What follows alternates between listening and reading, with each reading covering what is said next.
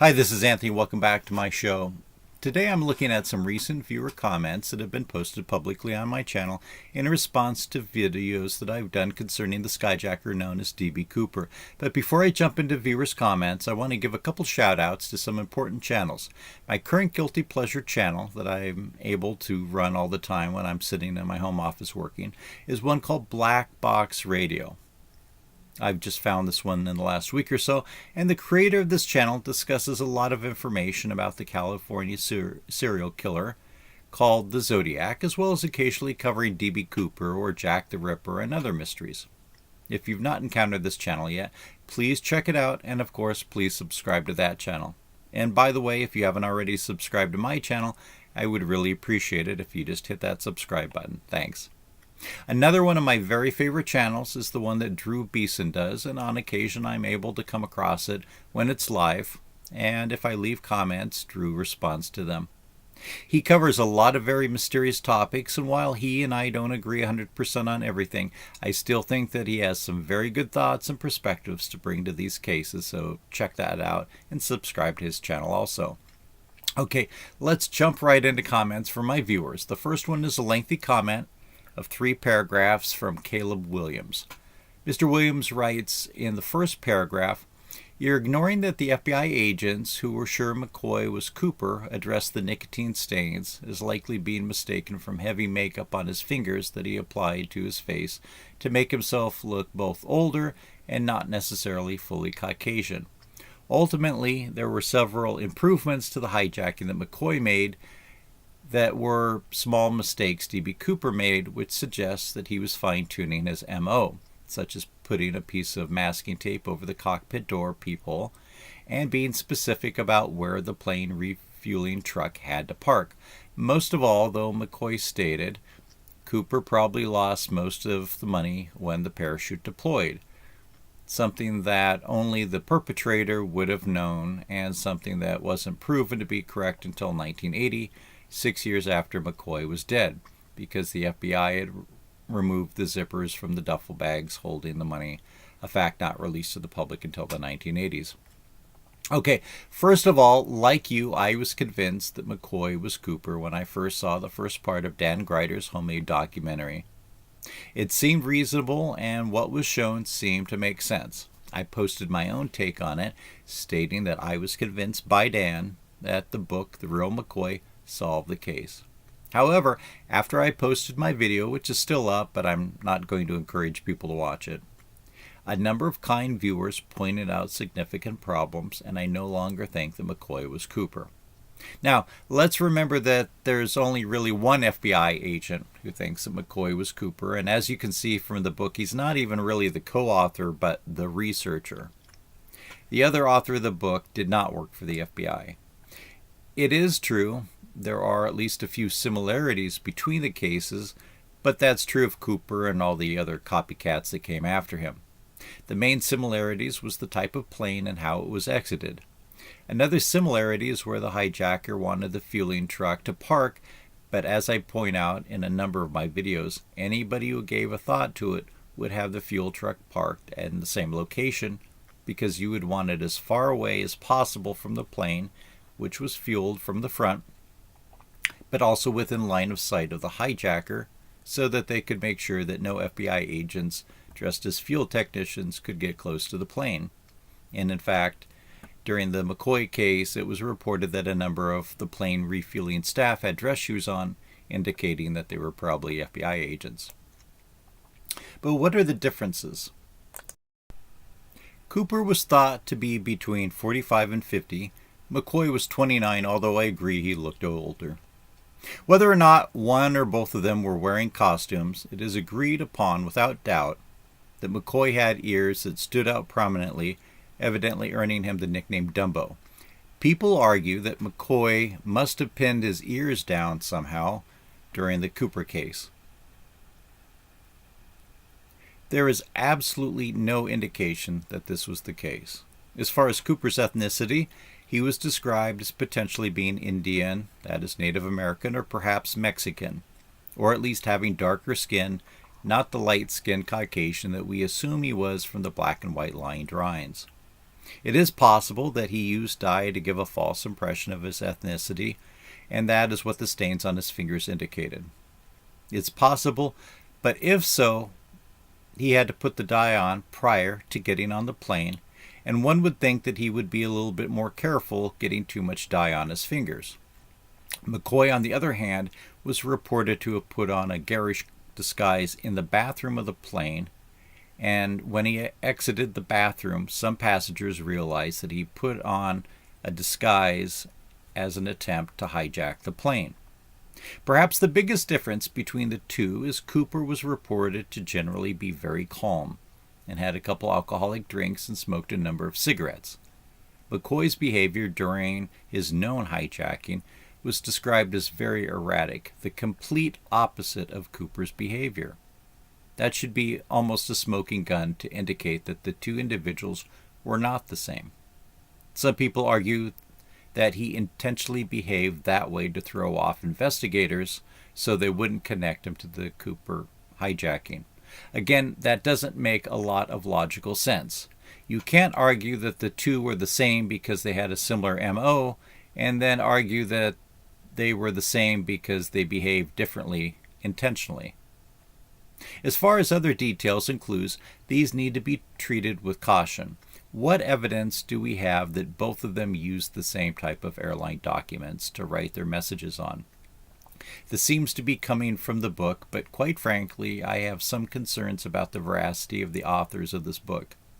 For instance, if you watch Dan Gryder's second video, even though it's riddled with so many factual problems and what in my opinion is distorted commentary from Gryder, he nevertheless lets the FBI agent who actually shot McCoy to talk about the case briefly, and that agent certainly seems to indicate that he was misquoted by the authors of the book. If that's true, what other things are the authors of the book quoting as or distorting as far as quotes, or just making up things? And I think that the biggest nail in the coffin of the McCoy was Cooper theory was that Tina Mucklow, the flight attendant who was with Cooper for roughly 4 hours, says that McCoy wasn't Cooper. Again, witnesses can make mistakes, but she has no reason to lie about it, especially since McCoy is dead. And witnesses are still more likely to be accurate than somebody who was not there, such as Dan Gryder, or the authors of The Real McCoy, or anyone else. As for the drawings and eyewitness statements, anyone who has studied criminal law will tell you neither are always reliable or accurate, and in fact the two sets of drawings made by the sketch artists are so far apart that they look nothing alike. One set shows a man with a long face, the other shows a man with a shorter, squarish face, such that they look like two entirely different men. Lastly, both Cooper and McCoy passed notes to the pilots using aviation note paper, also something that was not released to the public until the 1980s, and that's way too specific of a coincidence to ignore, especially when any kind of paper would suffice. Mr. Williams continues, as for Kenneth Christensen, he has been more thoroughly investigated since the Brad Meltzer special, and turns out the biggest clue was that he somehow had a secret stash of money, but subsequent deeper investigations into his banking records show all the money he had and spent is accounted for, which automatically nullifies him as a suspect. Here, Mr. Williams and I are on the same page. I did a whole video explaining problems with the Kenny Christensen was Cooper theory, and I don't know if there's any knowledgeable Cooper experts who think Christensen was Cooper, but there are still a lot of people who have seen the Brad Meltzer video and believe that Kenny is the man. So, while Mr. Williams and I probably disagree on McCoy, I ask that he keep an open mind and try to look at the case again from a fresh perspective, and you might come away just as I did, realizing that McCoy was not Cooper. I understand where you're coming from because I was in your place at one time, and if you still think that McCoy was Cooper, I think that we can amicably agree to disagree on that point. Thank you very much for your well-reasoned comments. Let's move on. Here's a couple messages from Celtic Jewel. I think in general your comments bring up some good points. There are certain aspects that seem that Cooper put thought into planning, but then there's other things that would tend to indicate otherwise. But the whole situation is further complicated by a lack of consensus on many of the clues. For instance, jumping out of the plane at night towards the end of November would not be ideal conditions. Weather reports in the media from that time indicate that there was at least drizzly, meaning rain. If you go and check on government weather sites that have historic day-by-day precipitation and weather reports, it would indicate that it was a cold, rainy day that day, in addition to surrounding days. However, despite that evidence, there are people that argue that the weather was mild. So even though there seems to be actual hard evidence, a lot of people don't want to believe that, or they want to spin it in a way that it was not as bad as it might seem. Other problems that jump out are he did not specify that he wanted a specific denomination of bills. Although getting the bills in, say, $50 or $100 denominations would reduce the weight of the bills that he would have to handle. And again, this is jumping out of an airplane. 50s and 100s would be perhaps more difficult to put into circulation without potentially attracting notice. Getting $20 bills, which is what he got, would give him more common bills that would be easier to put into circulation without attracting as much attention, but it would also be 5 times bulkier than having the ransom paid in hundreds.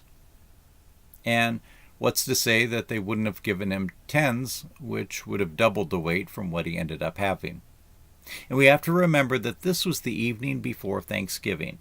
If he thought this plan through, he might realize that the plane would remain aloft in the air over Seattle until the ransom was obtained.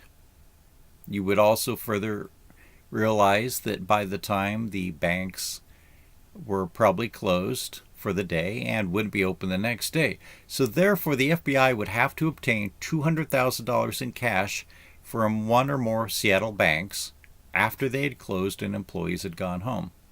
It turned out that the bank that they were able to obtain the ransom money from had already set aside the money specifically for cases where a ransom might need to be paid, in particular if the bank president had been kidnapped.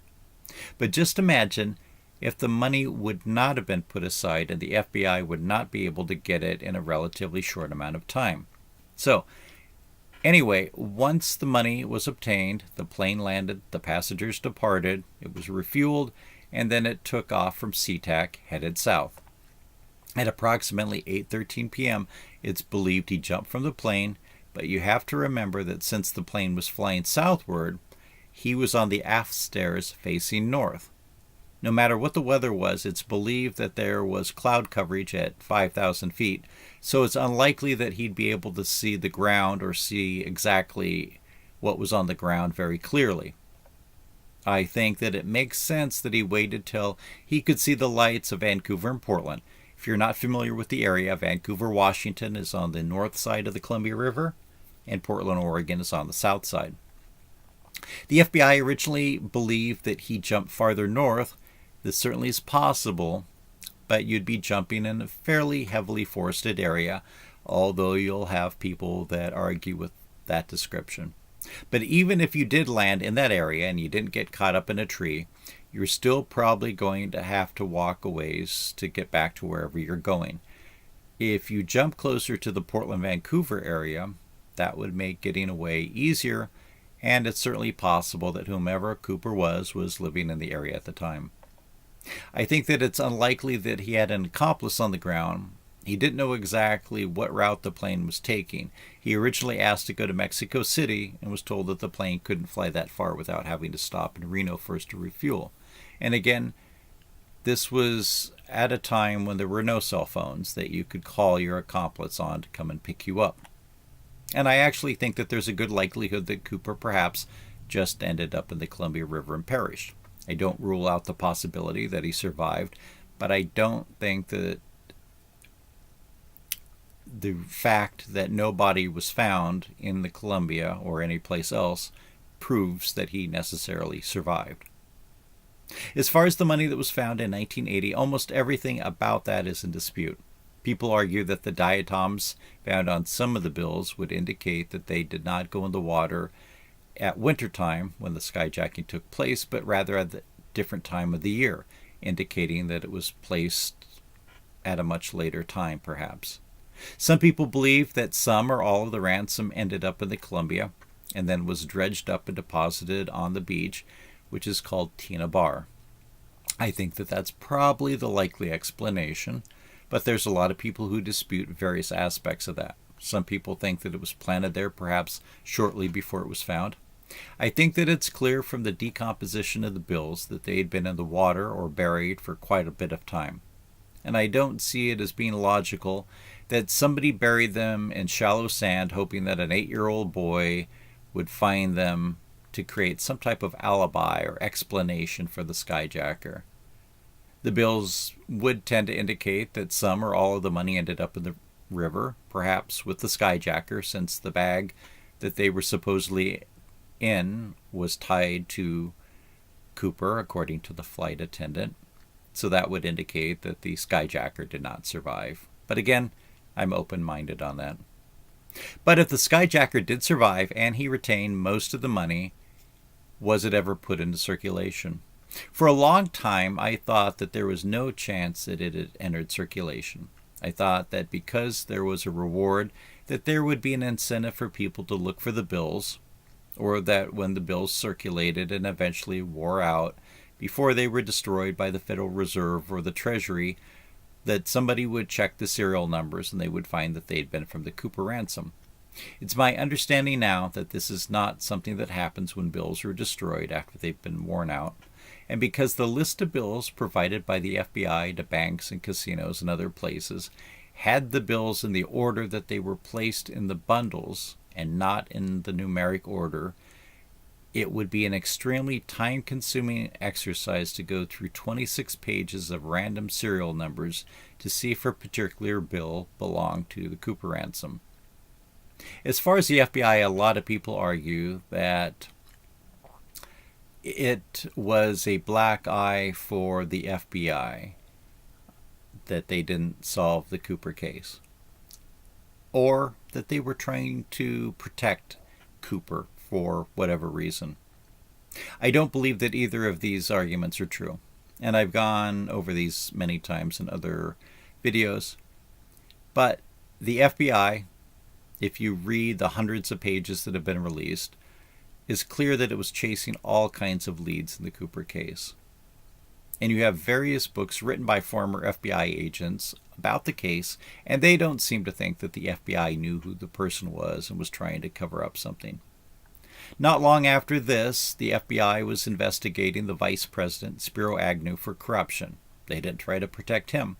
So the argument that Cooper was the son of an important person and the FBI is covering up to protect them just doesn't make any sense. As far as it being a black eye for the FBI, again, that's not the indication given by actual FBI agents. There was enough going on in the United States at the time of the Cooper skyjacking that has tarnished the reputation of the FBI, and certainly soon after Flight 305, there would be further problems at the highest reaches of American government, in particular Watergate. The FBI had its hands full investigating domestic terrorism, government corruption, and slews of bank robberies and then skyjackings. They're just not sitting around feeling sorry for themselves about the Cooper case. Think about your own situation. If you work for a big company and somebody in the company does something stupid, do you feel embarrassed about it, or do you just think that person was an idiot? I suppose for some people they might feel embarrassed about other people not accomplishing something. But I think when you consider how the FBI has dropped the ball in a few incidents, such as losing the cigarette butts, that can be a legitimate cause for criticism. But I think that things like that are more indicative of stupidity rather than malfeasance. But you also hear lots of cases where police departments destroy evidence that they no longer believe will be of value to a case. Knowing what we know about DNA, having those cigarette butts could probably allow us to solve the case within a few weeks. But at a time when police agencies didn't realize the future ability to extract DNA and use online genealogy to track suspects, it might make sense to not keep those pieces of evidence, which would not otherwise be seen as being useful in the case. But some good comments here. Thank you very much, Celtic Jewel. Daniel says, thank you for your video. I always wondered about the cigarette butts. That would have been, in this day and age, something that definitely would have been helpful in finding out who he is or was. I guess I already kind of answered that in the previous comment. To recap, it would seem that the cigarette butts no longer exist, but then again, do we have proof that they were destroyed by the FBI? It could well be that they were simply misplaced and eventually somebody might locate them in a dark corner in an FBI evidence room. Fingers crossed on that one. Rain says, why would the pilot make things difficult for Cooper? His main concern would be keeping the plane flying. The wings were icing at such slow speed. I think you perhaps agree with me without realizing it. If the pilot is having to fly with icing on the wings because they had to fly so slow, the solution to that would be to speed up, and speeding up would decrease Cooper's chance of success. But quite frankly, if I was flying a plane or I was driving a bus and somebody was going to jump out after they had hijacked it, I personally would try to make it as difficult for them to survive. Here's a few different comments from the same poster. Unfortunately, I'm not quite sure what the first message means, and you see this with a lot of comments left on YouTube videos. There may be a nugget of information, but it's hard to discern from how the comment is structured. Subsequent comments, I believe, are in reference to trying to determine somebody that may have worked for NASA that would have the particular particles that were found on the clip-on tie that was believed to be left behind on the plane by Cooper. I don't think that anybody has suggested that Cooper was a recent employee of NASA prior to the hijacking. Rather, other companies have been suggested, whether it be Ram Crew or Tektronix or Boeing. I would love to hear any thoughts that you have on anything that I've mentioned here. If you find that this video has been of any interest, I'd appreciate it if you hit the like button. This channel's not yet monetized. I need a couple hundred more subscribers, so if you haven't subscribed, I sincerely ask you to hit that subscribe button. Doesn't cost you anything. You just have to click the subscribe button. And please do leave a comment. Thanks again, and hope to see you soon.